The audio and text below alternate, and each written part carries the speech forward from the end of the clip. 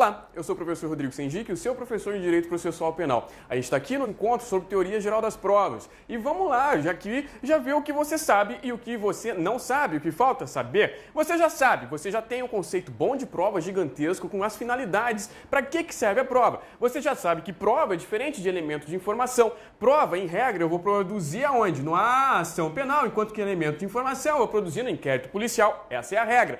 Presunções e indícios, você já sabe o que significa e sabe que indício cai a transcrição do artigo 239 e que eles podem incriminar uma pessoa, pode levar a uma condenação, como foi o que aconteceu com Nardones. Você tem o que é objeto de prova, aquilo que é pertinente, o que é necessário provar, e você também já sabe o que cai nos concursos, que é aquilo que você não precisa provar. Estava lá no bloquinho 2 e você viu também o que é ônus probatório, que é diferente de iniciativa probatória. Ônus, quem tem, são as partes do processo penal, enquanto que iniciativa, quem tem, é o juiz. É coisa diferente, está lá no artigo 156, que é importante para nós. Vamos lá? Falta para te saber. Falta para te saber fontes de provas, meios de provas, sistemas de valoração de prova. Eu já vou acrescentar mais um sisteminha aqui e a teoria das provas ilícitas. Esses assuntos nós veremos agora neste bloco. Vamos lá. Primeiro, então, começando com fontes de prova, para que não falem que eu sou um insensível, que eu sou um grosseiro, que eu sou um policial tosco, nós desenhamos aqui uma fonte com um greguinho segurando um colação. Então aqui sou eu oferecendo o meu colação para você. E aqui nós temos o quê? A fonte caindo água, não é vento, só os retardados pensam que é vento, é água. Água, nós temos aqui a fonte. Beleza, o que é fonte? Tá aqui. Fonte é um ponto de onde nós vamos ter algo se originando. Fonte da água é o ponto onde se origina a porra da água. Então, fontes de prova é o quê? É onde eu vou ter a origem da prova. Prova é a demonstração de alguma coisa dentro do processo. Se prova é demonstração de alguma coisa, prova carrega informação. Tá aqui. A fonte de prova é o ponto de onde verte, é o ponto de onde se origina a informação. Que informação é essa? A informação que é o objeto de prova que você viu no bloco 2. É aqui aquilo que é pertinente. Beleza. Olha só, sempre, mais uma vez, sempre eu tenho uma ou outra fonte. Ou a fonte da prova, da informação, é uma coisa, ou a fonte da prova, da informação, é uma pessoa. Não existe algo diferente disso, não. Ou a fonte vem de uma coisa ou vem de uma pessoa. Exemplo, no caso de uma perícia, a fonte da prova pericial é a coisa. Por exemplo, vamos fazer uma perícia numa arma para ver se ela tem potencialidade lesiva. Quem é a fonte da prova? A arma é uma coisa. No caso de uma confissão, a fonte da prova, a confissão, nada mais é do que uma pessoa. Quem? O réu. Tá aqui, ó, o réu. Então sempre a fonte de uma prova é o ponto da onde a informação verterá e será sempre uma coisa ou uma pessoa. Isso cai em concurso? Não. Não, mas tá lá no edital. Então você já sabe que fontes de prova é isso aqui. O que cai em alguns concursos mais simples são os meios de prova. Meios de prova que acaba caindo bastante. Tem doutrina que fala assim, meios de prova são meios pelos quais você vai prospectar a prova. Da onde? Da sua origem, da sua fonte. Porra, meu, prospectar é uma palavra muito difícil. Vamos trocá-la por minerar? Vamos, mas ainda é muito difícil. Vamos trocá-la pelo quê? Por extrair. Pronto. Meio de prova nada mais é do que um instrumento pelo qual eu vou extrair a prova da onde? Da fonte. Então eu vou pegar um instrumento e vou chegar aqui na coisa e vou tirar a informação. Beleza? Olha aqui que lindo aqui, ó. Nada mais é do que os tipos de provas. Então vamos lá. O que é o meio de prova? Pra gente fica muito fácil na sua cabeça. Meios de prova são os tipos de provas que a gente vai produzir. E eles estão lá descritos no Código de Processo Penal, outros estão descritos em leis extravagantes e outros não estão descritos em lugar nenhum. Por isso a doutrina classificou esses meios de prova, esses instrumentos de extração de informação em dois grupos. Primeiro grupo, nós temos as provas chamadas de provas nominadas. E nós temos as provas chamadas inominadas. Tá no nome, você não precisa decorar nada. Prova nominada é aquela prova que tem nome, mais nada. E prova inominada é aquela prova que não tem nome. É simplesinho mesmo. Mas quem é que dá nome ou não dá nome? Vamos considerar assim do modo mais simples e mais facinho. O que dá nome ou não dá nome é o famoso CPP. Acabou, é o Código de Processo Penal. Então Então, algumas provas estão nominadas no Código de Processo Penal. Essas provas que têm nomes dados pelos Códigos de Processo Penal são chamadas de provas nominadas. Outras não estão no Código de Processo Penal, que não, portanto, não dá nome para elas. Essas são provas inominadas. Vou te dar um exemplo. O Código de Processo Penal, ele chega e fala assim, há uma prova chamada confissão. Qual é o nome da confissão? Puta que pariu, o nome da confissão é confissão. Há uma prova chamada acareação. Qual é o nome da prova chamada acareação? Acareação! E assim vai. As provas que estão arroladas e nominadas no Código de Processo Penal são as nominadas. Facinho mesmo. As nominadas são quebradas em dois tipos. Nós temos as provas típicas e as atípicas. Típicas são aquelas que nós temos descrito no processo penal, lá no Código, todo o procedimento de produção da prova. Por exemplo, a acareação. Atípica é uma prova que não tem o procedimento descrito dentro do Código de Processo Penal. Exemplo básico aqui, ó, reprodução simulada dos fatos. A reprodução simulada dos fatos, que nem está lá no capítulo de provas, ela está lá no inquérito policial, não há como você traçar o procedimento previamente dessa reprodução. Por quê? Porque a depender do fato que você estiver estudando, você vai reproduzi-lo de uma forma ou de outra forma. Você vai reproduzir um estupro, entre aspas, tá? De um modo. Você vai reproduzir um homicídio de outra forma. Por isso aqui, ó, a reprodução simulada dos fatos é conhecida como uma prova atípica, ok?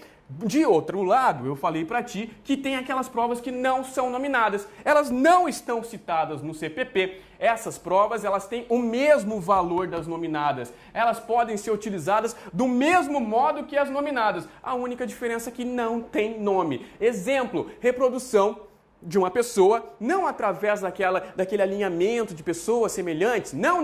Reprodução de uma pessoa através de fotografias. Isso não está no CPP, mas é considerado válido, ok? Por isso, se todo mundo aqui é lindo, se todo mundo aqui é válido, se todo mundo pode ser utilizado para trazer uma informação, nós temos dentro do processo penal um princípio chamado princípio da liberdade probatória. Esse princípio diz assim, existe ampla liberdade no ônus de provar, existe ampla liberdade no modo de provar algo, no modo de provar uma alegação. Claro que existem exceções, claro que esse princípio da liberdade probatória, ele não é absoluto. Você vai ver em breve que não é absoluto. Mas antes de chegar nesse princípio aqui de verdade, nas suas exceções, eu quero só citar mais uma coisinha pra ti, que eu já falei, mas eu vou falar de novo e escrevinhei grandão aqui para que você nunca mais esqueça. Todas as provas, todos os meios de prova, sejam nominados, sejam inominadas, elas têm o mesmo valor. Está lá na exposição de motivos do Código de Processo Penal. As provas todas têm o mesmo valor. Esse valor é relativo. Mais uma vez, esse valor é relativo. Por isso, volta aqui, ó. Eu tenho dois meios de prova aqui citados nesse quadro. Volta aqui. Por isso que o Código chega e fala assim, o juiz pode julgar de modo contrário a quê? Ao laudo pericial. Sim, o juiz não está adstrito à conclusão dos peritos. Por quê? Porque a perícia tem valor relativo. Olha que lindo! O juiz pode julgar contra a confissão. Sim, pode afastar a confissão e absolver o réu confesso. Pode. Por quê? Porque a confissão tem valor relativo. Isso aqui é questão recorrente em prova e você já entendeu por quê. Por que o juiz não está adstrito ao laudo pericial? Porque a perícia tem valor relativo. Facinho. Todos os elementos de convicção, todas as provas, sejam elas nominadas ou inominadas, têm o mesmo valor. Mais uma vez, repita na sua casa, valor relativo. Valor relativo, nenhuma prova é absoluta. Então vamos lá, sabendo disso, vamos às exceções à liberdade probatória. Exceções a quê? A liberdade de provar. Você acabou de ver comigo que existe ampla liberdade de provar algo. Então você pode utilizar vários meios de prova. Sim, aqueles descritos no CPP e também aqueles não descritos no CPP. Beleza, mas há exceção. Pontos, situações em que você não vai poder ter liberdade probatória. Ou você prova de um jeito, ou você não prova. Ou então uma situação que você sequer pode utilizar numa prova. Os três exemplos, as três situações estão aqui. São só essas que caem para ti, tá? Vamos lá. Primeiro, estado de pessoas. Você sabe que estado de pessoas diz respeito àquilo que te individualiza como um ser diferenciado de todos os demais. É a data de nascimento, é quem é seu pai, sua mãe, se você é solteiro, se você é casado, viúvo, se você é trigênero, se você é hétero, sei lá, tudo, inclusive a data da sua morte. E eu falei pra ti já em um outro momento que isso aqui você prova através, em regra, tá? De certidão. Vamos lá, como é que você prova a data de nascimento? Certidão. Como é que você prova quem é seu pai e sua mãe? Certidão. Como é que você prova se você é casado? Certidão. Certidão de casamento, certidão de nascimento. E como é que você prova a sua morte? Certidão de óbito, ok? Vamos traduzir isso para a língua do código. O código diz assim, ó, sempre que eu estiver tratando de estado de pessoas, eu preciso utilizar a prova prescrita na lei civil. Por quê? Porque é a lei civil que cuida de estados de pessoas. Acabou. Então eu tenho liberdade de provar aqui, eu estou adstrito ao que manda a lei civil. Segunda situação, exame de corpo de delito. Exame de corpo de delito cai em tudo quanto é prova. Exame de corpo de delito é um tipo de perícia específica que você vai fazer em infrações em crimes não transeuntes. Crimes não transeuntes são aqueles que deixam vestígios. Então, por favor, sempre que eu tiver vestígios, eu tenho um crime não transeunte. E se eu tenho vestígios, eu tenho de fazer uma perícia sobre esses vestígios. O nome disso é exame de corpo de delito. Ó, que difícil. O nosso código chega e fala assim, sempre que a infração deixar vestígios, é obrigatória a realização do exame de corpo de delito. Sim, é obrigatória. Inclusive, se não for possível realizar o exame de corpo de delito. Por quê? Porque os vestígios já voaram, não há mais vestígios ali que eu possa examinar.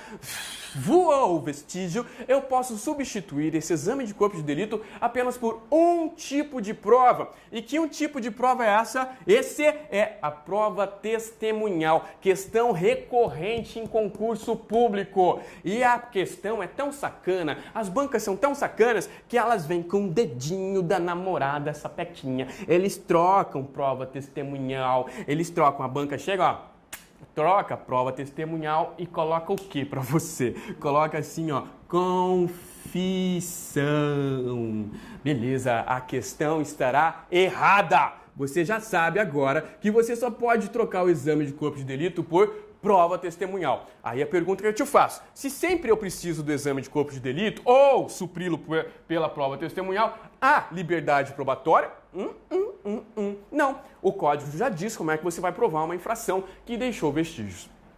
Terceira situação são as provas ilícitas. As provas ilícitas, em regra, não podem ser utilizadas no processo penal. Mas prova ilícita é tema para o futuro. Você só grava isso. Você não pode se sentir livre, totalmente free, e a ponto de chegar e falar assim, nossa, eu vou fazer provas do jeito que eu quiser. Vou torturar o réu, vou socar ele, e aí eu vou conseguir uma confissão. Não posso, porque eu tenho de respeitar os seus direitos fundamentais. Estão lá no artigo 5º da Constituição, aquela submatéria chamada direito constitucional. Fechou? Decorou isso, tá mole, mas veja que é tudo muito lógico, tá? Vamos lá.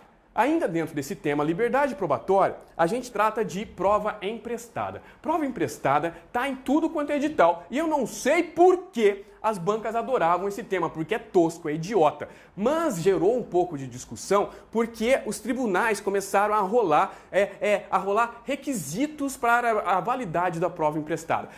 Aí um tribunal olhou para o outro, um ministro olhou para o outro e colocava uma coisinha a mais, né? Olha, eu tenho mais requisitos que você. Aí o outro falava assim, tá bom, eu vou arranjar mais um requisito. Aí ficou assim, ó, os julgados foram crescendo, colocando um monte de requisitos. Foda-se! Esses requisitos você não vai decorar, você vai levar só isso aqui para a tua prova. Vem comigo! Com relação à prova emprestada, você vai lembrar apenas do que eu vou passar para ti agora. Esqueça os outros requisitos gigantescos. Vamos lá! Imagina a seguinte situação, nós temos um processo A em que Janice é a ré, e nós produzimos uma prova dentro do processo A. Beleza! A intenção é, eu posso pegar essa prova e jogar para o processo B em que Janice também é ré, Sim, sim, eu posso. Posso sim. A questão é que fica aqui na sua cabeça é simples. Beleza, eu posso fazer isso? Posso. Vou fazer isso através de um translado, vou fazer isso através de uma certidão, eu vou fazer isso de uma forma ou de outra, sempre através de um documento. E aqui vem uma questão da prova. Olha que lindo. Então, olha só. Eu, no processo A, produzi uma prova chamada confissão. Na hora que eu passo essa confissão para o processo B, opa, continua com natureza jurídica de confissão? Não. Ela foi passada para o processo B através de um documento. Então, no processo B, essa confissão deixa de ter natureza de confissão e passa a ter natureza de documento. Natureza documental. Mesma situação. No processo A, eu tenho testemunho. Eu posso pegar o testemunho do processo A e jogar para o processo B? Posso. Vou fazer isso através do quê? De um documento. Então, eu continuo tendo um testemunho no processo B? Não. Eu passo a ter um documento. A prova, então, ela vai assumir a natureza documental. Primeira questão, então, que pode cair no seu concurso. Segunda questão é isso aqui, ó. Beleza, eu posso fazer isso indefinidamente? Posso pegar uma prova do processo A, jogar para o B e dane-se? Não é indefinidamente. Eu posso fazer isso desde que eu mantenha o contraditório e a ampla defesa. Para que eu use uma prova emprestada, eu preciso que se mantenha o contraditório e a ampla defesa. Por isso que as provas, por isso que as bancas, por isso que os julgados falam assim: beleza, eu vou transportar uma prova, eu vou emprestar uma prova e para um outro processo, desde que essa prova tenha sido produzida contra a mesma parte nos dois processos. Entendeu? Simplesinho mesmo. Por quê? Porque se Janice está no processo A, onde essa prova foi feita, há contraditório e ampla defesa no processo A. Então eu posso pegar a prova e usar contra Janice no processo B. Agora a questão é assim, ó. Vamos trocar Janice aqui e vamos colocar Bob. Bob, que não tem nada a ver com Janice, não participou do processo A. Posso pegar essa prova do processo A e jogar para o B agora? Claro que não. Por quê? Porque a Bob não foi dada informação. A Bob não foi dada a possibilidade de reação. Não foi dado contraditório. A Bob não foi dada autodefesa. A Bob não foi dada a defesa técnica na produção dessa prova. Que é o quê? Ampla defesa. Então, contra a Bob eu não posso. Eu vou poder usar somente contra Janice, porque é necessário manter o contraditório e ampla defesa. Tá bom? Simplesinho mesmo. Beleza. E aí temos uma outra pergunta que eu também não sei porque cai, mas cai bastante. E leva em consideração direito administrativo, uma submatéria do mundo jurídico. Pergunta-se assim: essa prova, utilizada num processo penal, pode ser transportada, emprestada para um processo administrativo disciplinar? Pode sim, desde que quem é que figure lá no PAD, vamos supor que isso aqui seja um PAD, processo administrativo disciplinar, a própria Janice. Fechou? São essas as três questões que costumam cair sobre prova emprestada. Tem mais coisa a respeito do tema? Tem, mas eu não vou encher a sua cabeça, não vou encher o seu HD com bobagem que caiu uma única vez para um concurso de pescador em Florianópolis. Dane-se, deixa de lado, tá bom? Vamos para o que mais cai. Aí, com relação ao que mais cai, isso aqui despenca. Sistemas de valoração das provas. Sistemas de valoração das provas. E tem 3 que caem. Existem mais sistemas? Sim, existem mais sistemas, mas eles não são cobrados para os nossos concursos. Então nós vamos tratar de 3 somente. Com relação a esses 3, eu quero que você tenha em mente isso aqui, ó. Teoria do pêndulo. O que é a teoria do pêndulo? A teoria do pêndulo fala assim, ó. Imagina a seguinte situação. Eu tenho a minha mão e eu estou segurando um pêndulo. Eu tenho aqui um peso amarrado com uma cordinha no meu dedão. Se eu pegar esse pêndulo e jogar ele para essa posição, aqui, inicial, e eu soltar esse peso, o que vai acontecer com essa bolinha? Essa bolinha vai sair da sua posição inicial e vai chegar até a posição imediatamente contrária. Mas vai ficar parada lá na posição imediatamente contrária? Não. Ela vai voltar e vai ficar balangando e vai parar aqui, ó, no meio, a posição moderada, a posição intermediária. É isso que acontece em muitas coisas de direito. Você pega o pêndulo, solta numa posição, ele vai para o contrário. Aí o pessoal lá do contrário fala assim, puta, mas o contrário também não é bom. Não, o contrário também é injusto. Aí o negócio volta e acha uma posição intermediária que é mais justa, tá? Isso acontece bastante aonde? Nas nossas teorias de humanas. Vem comigo aqui. Sistema da valoração das provas vai estudar para ti, vai dizer para ti como que o juiz vai olhar para a prova. Como que o juiz, que é o destinatário imediato da prova, vai analisar essa prova. E aí nós temos a teoria do pêndulo. Olha que lindo. Imagina aqui a mãozinha segurando o pêndulo. E o pêndulo aqui, eu gosto de caveira, o pêndulo aqui, o nosso objeto é uma caveira. Num primeiro momento, a caveira está livre, está free to go. Ela está gritando, uhul, né? Ela pode tudo. Esse aqui é o sistema da íntima convicção do juiz. O sistema da íntima convicção do juiz, que diz assim, o juiz pode tudo, o juiz está livre, ele vai decidir a causa com base no seu íntimo. E dane-se, não precisa motivar nada. Inclusive, o juiz aqui gritando, uhul, pode decidir a causa com base em conhecimentos próprios que não estão nos autos. Pode isso?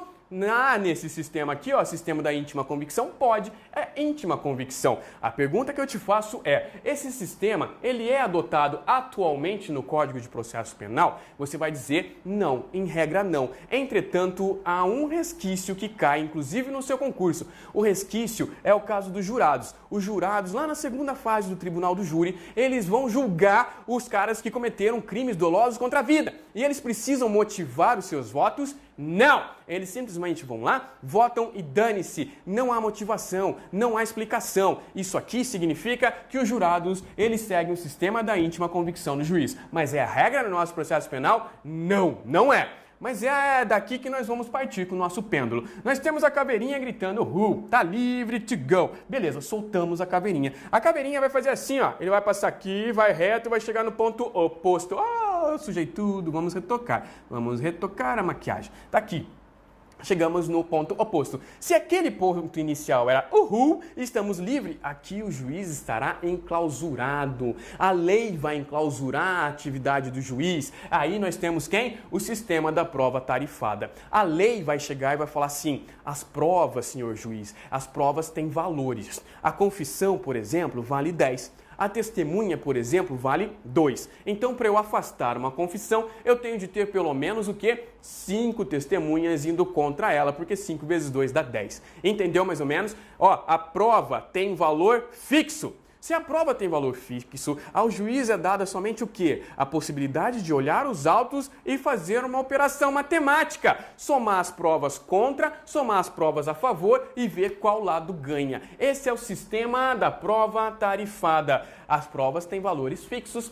É isso que acontece no nosso Código de Processo Penal? Em regra, não. Em regra, não. Entretanto, há resquícios, sendo que o que mais cai é o artigo 158, que você já conhece. O artigo 158 diz assim, sempre que a infração deixar vestígio, será necessária a realização de exame de corpo de delito. Você já sabe. Eu falei para você agora há pouco, deixou vestígios. Nós temos o quê? Uma perícia específica, que é quem? O exame de corpo de delito. Beleza, isso significa que o exame de corpo de delito tem um valor que é praticamente quase, entre aspas, absoluto. Sem ele, ou sem a prova testemunhal que o supra, nós temos o quê? Nós não temos nada, a infração não existe, tá bom? Então sim, é necessário a infração que deixou o vestígio dar origem aqui ao exame de corpo de delito. Mas não é a regra. Então vamos lá, nós saímos do juiz livre, uhul, ele foi solto, chegou no oposto, ih, me fudi, eu vou ter de só ser um operador matemático, mas esse pêndulo ficou quicando aqui no meio e chegou na posição moderada, que é a que mais nos importa, que é o sistema do livre convencimento motivado, ou persuasão racional. O sistema do livre convencimento motivado diz que o juiz está livre para decidir do jeito que ele quiser, desde que motive a sua decisão com base nas provas produzidas nos autos. E ó, é persuasão racional porque o juiz vai ter de demonstrar que tipo de razão ele utilizou para chegar àquela conclusão. Isso significa que o juiz, tendo uma confissão, pode afastar a confissão. Pode sim! Inclusive é muito comum mãe, pai confessar um crime que o filho cometeu para tentar livrar o filho. O juiz olha para essa confissão e fala assim, olha, motivadamente eu estou afastando essa confissão, estou absolvendo o réu. Pode fazer isso, desde que ele explique por quê. Bem, olhe comigo o detalhe. Ele vai explicar porque afastou uma prova. Ele vai explicar porque adotou uma prova, mais uma vez. Ele vai explicar porque afastou uma prova. Ele vai explicar porque adotou uma prova. Sim, não basta apenas explicar a adoção. Ele tem de explicar também o afastamento da prova, porque ele não está utilizando ela na sua decisão, tá bom? Mas sempre de forma motivada, professor idiota. Tá aqui, ó. É preciso motivar a decisão, tá? Esse aqui é o sistema adotado pelo nosso Código Penal no artigo 155. Tá lá, tá fácil. E também pela Constituição Federal. Para você nunca mais confundir esses sistemas com outro tipo de sistema, eu coloquei o outro tipo junto dessa aula, apesar de não ser especificamente sobre prova. Sempre que falam de sistemas, né, a gente confunde o sistema de valoração de provas com o sistema de processo. Aqui, ó, processo, sistemas processuais. São coisas diferentes. Esses sistemas processuais são sistemas que vão ditar como que o processo vai seguir para frente. Aquele sistema de valoração de provas dita o quê? Dita como que o juiz vai analisar as provas. O sistema processual vai falar assim, como que o processo se desenvolve, qual é a relação de força entre os indivíduos que participam desse processo. Olha que lindo, nós temos vários, mas o que interessa são o sistema inquisitivo ou inquisitório e o sistema acusatório. Vou passar contigo aqui no inquisitivo, ao mesmo tempo vou passar no acusatório. Sistema inquisitivo. No sistema inquisitivo há concentração de poderes. Isso significa que uma mesma pessoa tem concentração de poderes nas suas mãos. Essa autoridade que concentra poderes nas mãos, ela vai aqui, ó, vai acusar alguém e ela própria vai julgar alguém. A autoridade concentra poderes e vai acusar e julgar ao mesmo tempo. Parece que é isso que acontece no Código de Processo Penal? Diga não. Aqui, na nossa ação penal, nós temos o quê? O sistema acusatório, em que nós temos a característica separação de funções. Nós temos uma relação triangular entre juiz lá em cima, MP, vamos inverter, seguir o quadro, juiz lá em cima, MP e réu. O juiz tem uma função. A função do juiz é julgar de forma imparcial. O Ministério Público tem uma função? Tem, que é, entre aspas, acusar o suposto criminoso. E o suposto criminoso, que é o nosso réu, tem uma função, que é defender-se. Então, olha aí, quebramos os poderes, não estão mais nas mãos de uma mesma pessoa. O juiz julga, o Ministério Público acusa, de forma bem simplista, tá? É por isso que se critica tanto o artigo 156, que dá poderes ao juiz de iniciar a produção de provas de forma que? De ofício. Beleza, se o juiz tem de julgar de modo imparcial, é correto pensar nele produzindo provas, determinando a produção de provas? Não, porque quem determina a produção de uma prova está praticamente, emocionalmente, sentimentalmente vinculado a quê? A conclusão dessa prova. Imagina só, o juiz determina uma perícia que diz que o réu é culpado. Puta merda, esse juiz será imparcial na hora de julgar? Parece-me que não. Por quê? Porque a prova que o juiz determinou a realização, a prova que ele determinou que fosse feita, disse que o réu é culpado. Parece que ele está amarrado a essa conclusão, tá? Aí que tá. Critica-se muito o artigo 156 e quem defende a aplicação dele ainda, porque ele está no seu CPP e ele é válido e ele cai em prova, fala assim, a iniciativa probatória do juiz é meramente complementar. Porque se não for complementar, aqui, ao ônus das partes, ele passa a perder a parcialidade. Isso não pode acontecer, porque o juiz, além de ser imparcial, ele tem de ser inerte, princípio da inércia da jurisdição, tá bom? Temos diferenças aqui. Voltamos para o inquisitivo. O sistema inquisitivo fala assim, não há contraditório e ampla defesa. No sistema acusatório, há contraditório e ampla defesa. Beleza, né? No sistema inquisitivo, há desequilíbrio entre as partes. Nós temos uma autoridade com muito poder e um coitado aqui do outro lado que vai sofrer com o poder concentrado dessa autoridade. Pá! Ferrou, né? No sistema acusatório, não há equilíbrio entre as partes, até porque há contraditório e há ampla defesa. O sistema inquisitivo, ele se desenvolve em sigilo, enquanto que o acusatório se desenvolve em publicidade. Por quê? Publicamente. Porque essa publicidade é necessária para quem? Para que a gente tenha fundamentação da nossa linda decisão judicial e para que as partes possam fazer o quê? Entrar com recursos, beleza? Aí eu te pergunto para finalizar esse tema, essa aula. O sistema inquisitivo, ele é aplicado no Brasil? Sim. Aonde? No inquérito policial.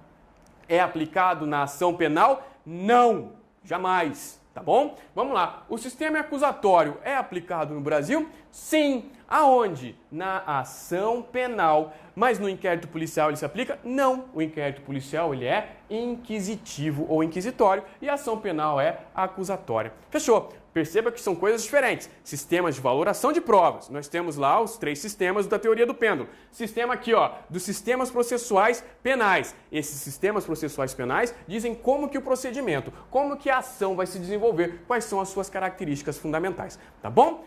Vamos à questão para você ver que sabe tudo. A prova emprestada, ao ser transportada para o novo processo, continua com a natureza jurídica da prova originariamente produzida. Assim, se a prova emprestada era uma prova testemunhal, com tal natureza será admitida no novo processo. Está errada? Por que está errada? Porque a natureza jurídica da prova emprestada, lá no processo onde ela foi transportada, é sempre documental. Se eu pegar uma confissão e emprestar essa confissão, no processo onde ela está, será documental. Se eu pegar uma testemunha, um testemunho e jogar no outro processo, será documental. Então a gente troca de natureza jurídica. Deixamos a natureza jurídica originária e vamos passar a ter uma natureza jurídica de documento. Por quê? Porque o translado de um processo para o outro é feito através de um documento. Ah, que difícil, né? Vamos para a próxima. No Brasil, adota-se o sistema acusatório, pelo qual as funções da persecução penal encontram-se bem seccionadas. Ao juiz cabe julgar, ao Ministério Público acusar, ao réu defender-se. Nossa, que lindo, que correto que está, não podia ser mais correto, né? Foi exatamente o que o titio Sendik disse para ti agora há pouco.